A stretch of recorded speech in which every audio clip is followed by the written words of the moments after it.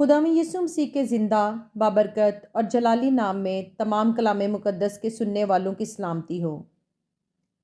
آج ہم مقدس پولس رسول کی حالات زندگی کے بارے میں سنیں گے۔ مقدس پولس رسول دو ناموں سے جانا جاتا ہے۔ اسے سول کے نام سے بھی پکارا جاتا ہے اور پولس کے نام سے بھی موسوم کیا جاتا ہے۔ دونوں نام مقدس پولس رسول کو بچپن میں ہی دیے گئے۔ سول نام اسے ختنہ کے موقع پر دیا گیا، جبکہ نام پولس بھی شروع ہی سے استعمال ہوا۔ قاموس الکتاب کے مطابق سول کے معنی قرض مانگا گیا، دیا گیا، قبر اور تباہ کرنے والا کے ہیں۔ ان ناموں کی جھلک اس کی زندگی سے واضح طور پر نظر آتی ہے۔ یہ ظاہر ہے کہ المسیح نے اسے یہودیوں میں سے لیا۔ وہ کلیسیا کو تباہ کرنے والا شخص بھی تھا۔ پولس کے معنی چھوٹا ہے، اور یہ مطلب بھی اس کی زندگی سے اس کی اپنی زبان میں واضح ہوتا ہے جب وہ یہ کہتا ہے کہ میں گناہ گاروں میں سب سے بڑا اور رسولوں میں سب سے چھوٹا ہوں۔ مقدس پولس رسول کی جائے پیدائش ترسیس ہے، جو رومی صوبے کلکیا میں تھا۔ وہ پیدائشی طور پر رومی شہریت کا حامل تھا۔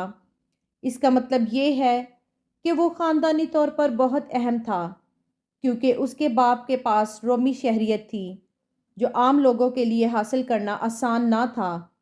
یہ عام طور پر امیر اور با اثر لوگ ہی حاصل کر سکتے تھے۔ مقدس پولس رسول کٹر یہودی گھرانے سے تعلق رکھتا تھا۔ یہودی دستور کے مطابق 8ویں دن اس کا ختنہ ہوا۔ فلپیوں اس کا 3 باب اور اس کی 5ویں آیت میں اس کا ذکر ہے۔ وہ خود لکھتا ہے کہ وہ اسرائیل کی قوم سے ہے۔ اس کے قبیلہ کو بنیامین کا قبیلہ بھی کہا جاتا تھا۔ وہ خود کو عبرانیوں کا عبرانی بھی کہتا ہے۔ اس کا مطلب یہ ہے کہ وہ خالص عبرانی تھا۔ اس کی ماں اور باپ دونوں عبرانی تھے اور عبرانی زبان بولتے تھے، جبکہ پہلی صدی مسیحی تک بہت سے یہودی دوسری قوموں کے ساتھ مخلوط ہونے کے باعث عبرانی زبان بھول گئے تھے۔ مگر مقدس پولس رسول عبرانی زبان بول سکتے، پڑھ سکتے اور لکھ سکتے تھے۔ ان کے خاندان کے بارے میں معلوم ہوتا ہے کہ اس کی ایک بہن تھی، جس کے بیٹے کا بیان عہد جدید میں کیا گیا ہے۔ اعمال اس کا 23 باب اور اس کی 16 آیت میں اس کا ذکر ہے۔ شاید اس کی اور بہن بھائی بھی تھے، جن میں اینڈرونیکس، یونیاس اور ہیرودیون شامل تھے۔ رومیو اس کا 16 باب اور اس کی 7ویں آیت میں اس کا ذکر ہے۔ مقدس پولس رسول ترسیس کا باشندہ تھا۔ یہ شہر دریائے سڈنس کے کنارے واقع تھا اور تعلیمی، تجارتی اور ثقافتی مرکز تھا۔ یہ یاد رکھنا ضروری ہے کہ اس زمانہ میں اتھینے، اسکندریہ اور ترسیس تعلیمی مراکز کے طور پر جانے پہچانے شہر تھے۔ مقدس پولس رسول کو بچپن ہی سے یہ سہولت حاصل ہوئی کہ اس نے ترسیس میں تعلیم پائی۔ اس کی تعلیم میں یہودیت کی تعلیم بھی شامل تھی۔ یہودی لڑکوں کے لیے تعلیم کا حصول ہی صرف ضروری نہیں تھا، بلکہ ان کے لیے یہ بھی لازم تھا کہ وہ کوئی نہ کوئی تجارتی پیشہ بھی سیکھیں۔ مقدس پولس رسول نے بھی خیمہ دوزی کا پیشہ سیکھا۔ مقدس پولس رسول خیمہ کے لیے کپڑا تیار کیا کرتا تھا۔ یہ کپڑا بکریوں کے بالوں سے، جنہیں سلسیہ کہا جاتا تھا، یہ کپڑا کالے رنگ کا ہوتا ہے۔ یہ کالے خیمے آج بھی ملک شام میں دیکھے جا سکتے ہیں، اور شاعر نظموں میں ان کا ذکر کرتے تھے۔ مقدس پولس رسول نے اعلیٰ تعلیم بھی پائی، اور یہ تعلیم اس کی مذہبی تعلیم تھی۔ وہ مشہور زمانہ یہودی استاد ربی گیملیل کے قدموں میں بیٹھ کر شریعت کی تعلیم پاتا رہا۔ 13 برس تک اس نے ترسیس میں ابتدائی تعلیم پائی، اور پھر وہ یروشلم چلا گیا، جہاں گیملیل کی رہنمائی میں اس نے عہد عتیق کی تعلیم حاصل کی۔ اعمال اس کا 22 باب اور اس کی 3 آیت میں اس کا ذکر ہے۔ مقدس پولس رسول بڑا ہی جوشیلا اور مذہبی شخص تھا۔ وہ سب سے زیادہ پابند مذہب یہودی فرقہ سے تعلق رکھتا تھا۔ یہ فرقہ فریسی کہلاتا تھا۔ وہ خود بیان کرتا ہے کہ وہ فریسی تھا۔ فلپیوں اس کی 3 باب اور اس کی 5 آیت میں اس کا ذکر ہے۔ وہ اتنا کٹر فریسی تھا کہ وہ خود کو شریعت کی راست بازی کے اعتبار سے بے عیب کہتا ہے۔ فلپیوں کی کتاب اس کا 3 باب اور اس کی 6 آیت میں اس کا ذکر بیان کیا گیا ہے۔ وہ اپنے چال چلن پر بھی فخر کرتا تھا۔ اعمال کی کتاب اس کا 26 باب اور اس کی 5 آیت میں اس کا ذکر ہے۔ وہ اتنا جوشیلا تھا کہ مسیحیوں کو پکڑنا، مروانا، قید میں ڈلوانا اور انہیں دکھ دینا اپنے لیے مذہبی فریضہ سمجھتا تھا۔ اعمال کی کتاب اس کا 22 باب میں اس کا ذکر ہے۔ وہ پہلے مسیحی شہید سٹیفنس کی شہادت پر اس کے کپڑوں کی رکھوالی کرتا رہا تھا۔ اعمال اس کا 7 باب اور اس کی 58 آیت میں اس کا ذکر ہے۔ کوئی شخص اس وقت تک حقیقی مسیحی نہیں ہو سکتا جب تک اس کی زندگی تبدیل نہ ہو۔ مسیح یسوع کی اپنی خدمت کے بعد سول کی تبدیلی مسیحیت کی تاریخ کا اہم ترین واقعہ ہے، کیونکہ اس نے نہ صرف مسیحیت کے لیے ایک عظیم ترین دشمن کو ہمیشہ کے لیے ختم کیا، بلکہ اس تبدیلی نے اس دشمن کو اس طرح بدل ڈالا کہ وہ مسیحیت کا سب سے بڑا مشنری بن کر ابھرا۔ اس کی تبدیلی بڑے ڈرامائی انداز میں دمشق کی شاہراہ پر ہوئی۔ اس کا بیان اعمال کی کتاب میں 3 مرتبہ کیا گیا ہے۔ مقدس پولس رسول کی زندگی 31 عیسوی میں تبدیل ہوئی۔ 12 سال کی عمر میں مقدس پولس رسول کو یروشلم بھیجا گیا تاکہ مزید مطالعہ کرے۔ اپنی گواہی کے مطابق اس نے خوب ترقی کی۔ غلطیوں اس کا 1 باب اور اس کی 4 آیت میں اس کا ذکر ہے۔ جب وہ یہودی دستور کے مطابق 30 برس کی عمر میں بالغ ہو گیا تو وہ یہودیوں میں کافی مشہور ہو چکا تھا۔ عبرانی تو وہ جانتا ہی تھا، اس نے آرامی بھی خوب سیکھ لیا اور یونانی میں بھی اتنا ماہر ہو گیا کہ وہ خطوط لکھ سکتے تھے۔ اگر ہم اعمال کی کتاب اور اس کی 26 باب اور اس کی 10 آیت کو پڑھیں تو پتہ چلتا ہے کہ وہ سردار کاہنوں سے براہ راست اختیار حاصل کر لیتا تھا تاکہ مسیحیوں کو ستائے۔ یہ اس امر کا ثبوت ہے کہ وہ یہودیوں کی صدر عدالت کا رکن تھا۔ یہی وجہ ہے کہ اس کا ان کے ساتھ کافی قریبی تعلق تھا۔ اب تک وہ 30 یا اس سے زائد برس کی عمر کا تھا، کیونکہ نابالغ لوگ صدر عدالت کے رکن نہیں بن سکتے تھے۔ مقدس پولس رسول کی تبدیلی بلا شبہ جیوٹ نے مسیح کے مفوق الفطر مکاشفہ کا نتیجہ تھی۔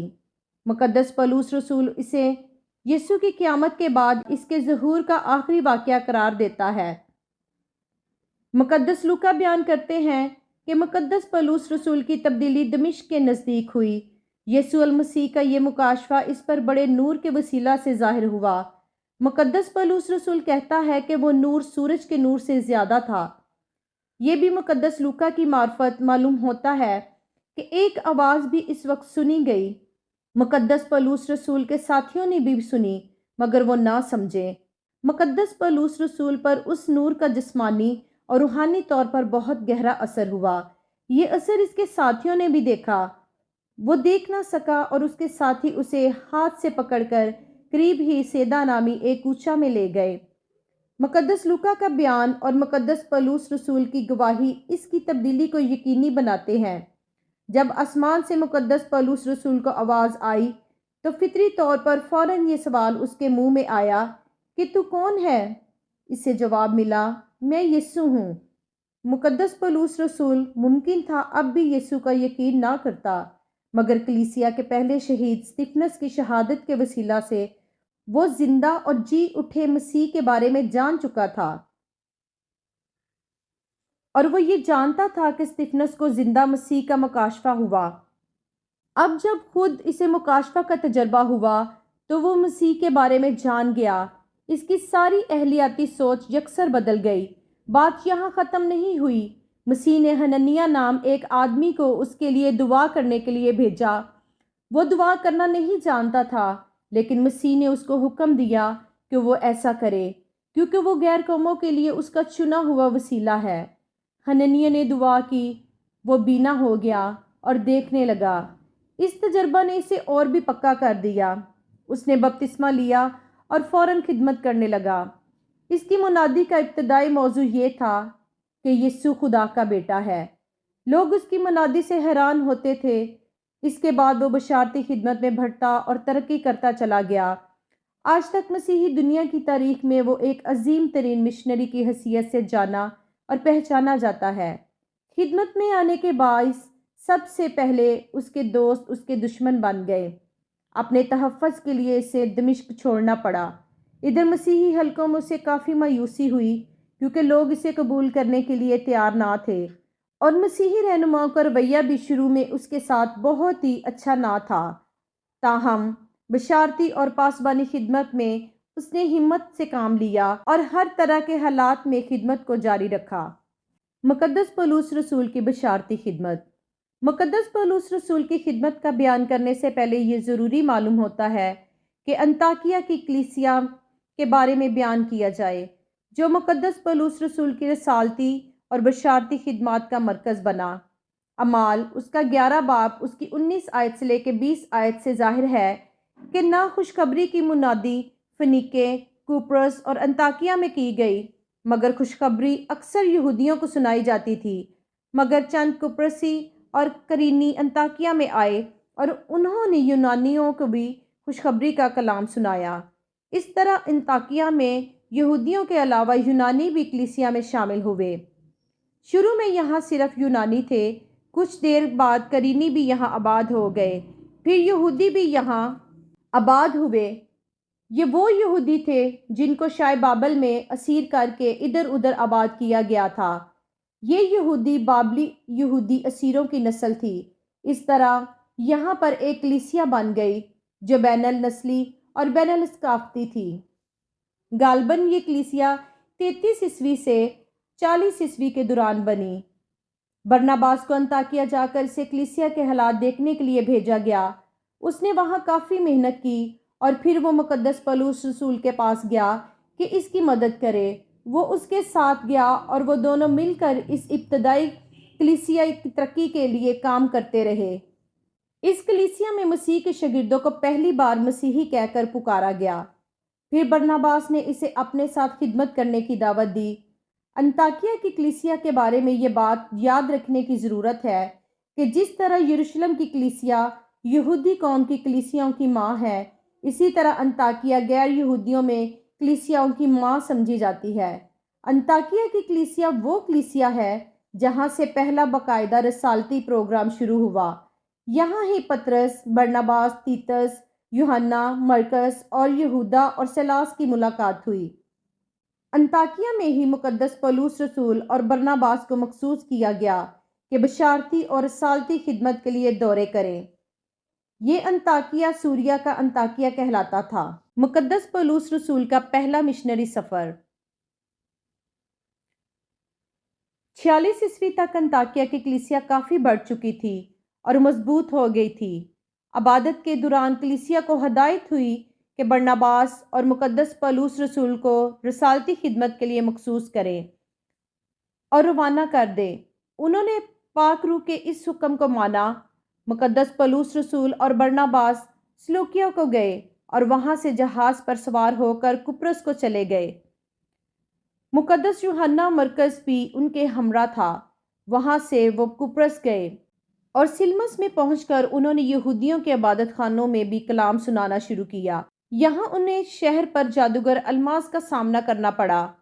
اس نے صوبہ دار کو ایمان لانے سے روکنے کی کوشش کی اور وہ اندھا ہو گیا۔ یہ واقعہ دیکھ کر صوبہ دار ایمان لے آیا۔ اعمال کی کتاب اس کا 13 باب اس کی 8ویں آیت سے لے کر 13ویں آیت تک اس کا ذکر بیان کیا گیا ہے۔ مقدس پولس رسول اور اس کے ساتھی پمفیلیا کے برگا میں آئے اور یوحنا مرکز ان سے جدا ہو کر واپس یروشلم کو چلا گیا۔ پرگا سے مقدس پولس رسول اپنے ساتھیوں کے ساتھ پسدیا کے انطاکیہ میں آیا اور سبت کے دن اس نے وعظ و نصیحت کی۔ وہاں پر مقدس پولس رسول اور برناباس کی بڑی حوصلہ افزائی ہوئی اور اگلے سبت کلام سننے کے لیے شہر کا شہر امڑ آیا، اور بہت سے یہودی اور نو مرید یہودی مقدس پولس رسول اور برناباس کے پیچھے ہو لیے۔ دوسرے سبت یہودیوں نے حسد کے مارے ان کو تنگ کرنا شروع کیا، مگر غیر قوموں سے لوگ ان کے پیرو ہو گئے۔ تاہم انہیں شہر سے نکال دیا گیا۔ پھر وہ اکنیم میں داخل ہوئے۔ یہاں پر بھی یہودیوں اور یونانیوں کی ایک بڑی جماعت ایمان لے آئی۔ ان کی یہاں جو مخالفت ہوئی، پھر وہ لکانیہ کے شہروں لسترا اور دربے میں گئے اور کلام سناتے رہے، مگر پسدی اور انطاکیہ سے یہودیوں نے آ کر لوگوں کو ان کے خلاف بہکایا۔ یہاں پر مقدس پولس رسول کو سنسار کیا گیا۔ پھر وہ دربے میں گئے اور وہاں خدا کا کلام سنایا۔ وہاں سے وہ واپس اسی راستے سوریا انطاکیہ کو آئے اور وہ کلیسیائیں جو انہوں نے قائم کی تھیں ان کو مضبوط کیا اور انطاکیہ کی کلیسیا کے درمیان اپنی خدمت کی گواہی دی۔ مقدس پولس رسول کا دوسرا اور تیسرا مشنری سفر۔ مقدس پولس رسول نے دوسرا سفر سیلاس کے ہمراہ کیا۔ یہ تقریباً 51 عیسوی کی بات ہے۔ پہلے اس نے ان کلیسیاؤں کا دورہ کیا جو اس نے پہلے مشنری سفر کے دوران قائم کی تھیں۔ یہ سفر 49ویں عیسوی میں شروع ہوا۔ مقدس پولس رسول اور سیلاس نے کلیسیوں کو اور مضبوط کیا۔ انہوں نے ترسیس سے شمال اور مغرب کی طرف سفر کیا اور دربے اور لسرا پہنچے۔ یہاں ان کی ملاقات تموتیس سے ہوئی۔ کلیسیاں ایمان میں مضبوط اور شمار میں زیادہ ہوتی گئیں۔ پھر وہ فروگیا اور گلتیا کے علاقہ میں سے گزرے۔ انہیں روح القدس نے آسیا میں کلام سنانے سے منع کیا۔ اسی طرح مریبا کے قریب بتونیا میں جانے سے بھی روح القدس نے ان کو منع کیا۔ یہاں پر مقدس پولس رسول نے مقدونیہ کے ایک شخص کو رویا میں دیکھا اور وہ جہاز پر سمندر سے ہو کر وہاں جانے کے لیے نکلے۔ فلپی میں پہنچے اور وہاں لدیا نام کرمز بیچنے والی نے اپنے گھرانے سمیت بپتسمہ لیا۔ یہاں مقدس پولس رسول نے ایک لونڈی میں سے غیب دان روح کو نکالا۔ وہاں سے وہ تسلونیکے میں آئے اور منادی کرتے رہے۔ یہاں بھی لوگ ایمان لائے۔ افراتفری کے باعث پھر ان کو بیریا میں جانا پڑا۔ یہاں بھی مردوں اور عورتوں نے ان کی منادی کو قبول کیا۔ انہوں نے اتھینے میں بھی کلام سنایا۔ پھر وہ کرنتھس میں 1.5 برس تک کلام سناتا رہا۔ اتھینے اور کرنتھس دونوں اخیا میں تھے اور پھر آسیا میں افسس کے شہر میں کلام سنایا۔ پھر وہ واپس یروشلم جانا چاہتا تھا، اس لیے وہ واپسی پر پہلے طراوس ٹھہرا اور پھر ملیتس میں۔ دوسرے سفر میں وہ افسس سے جہاز میں سوار ہو کر یروشلم کو واپس گیا اور کلیسیا سے مل کر سوریا کے انطاکیہ میں واپس چلا گیا۔ وہ انطاکیہ میں چند برس تک رہا اور وہاں سے پھر روانہ ہوا اور ترتیب وار گلتیا کے علاقہ اور فروگیا سے گزرتے ہوئے اس نے سب شاگردوں کو مضبوط کیا۔ بطور مشنری مقدس پولس رسول ایک نہایت ہی اہم اور عظیم ترین مشنری تھا۔ اس نے مسیحی تعلیم کو بہتر طور پر پھیلایا اور بے شمار مسیحی اہلیاتی مسائل کو سلجھایا۔ وہ اپنے ہاتھوں سے محنت کرتا تھا اور گھر گھر جا کر اور اجتماعات میں انجیل سناتا تھا۔ خوشخبری کے سلسلہ میں وہ خود کو دوسروں کا قرض دار سمجھتا تھا۔ دوسروں کی نجات کی فکر اسے ہمیشہ رہتی تھی۔ وہ دوسروں کے لیے درد محسوس کرتا تھا اور وہ چاہتا تھا کہ کوئی شخص گناہ میں برباد نہ ہو جائے۔ اس کی منادی نے نسلی، لسانی، جغرافیائی، قومی اور مذہبی فرائق کو ختم کیا۔ اس نے مرد اور عورت کے فرق کو بھی مٹا ڈالا۔ اس کی منادی نے تعصبات، دشمنی اور نفرت کی دیوار کو بھی گرایا۔ مقدس پولس رسول بطور رسول واقعی مسیح یسوع کا غیر قوموں کے لیے چنا ہوا وسیلہ بنا۔ وہ بڑا اختیار رکھتا تھا۔